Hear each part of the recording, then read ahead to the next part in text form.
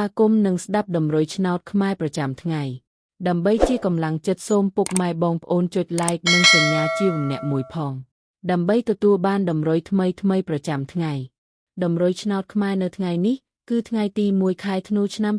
2025ដើម្បីកុំឲ្យខាតពេលយូរសូមស្ដាប់តម្រុយឆ្នោតពី admin មានលេខ82 34 67 24សម្រាប់ប៉ុស ABCD សម្រាប់លេខ OZ admin មាន2គ្រាប់គឺ OZ ខ្ទង់70និង30សម្រាប់3លេខគឺ admin មាន2គ្រាប់ផងដែរគឺមានលេខ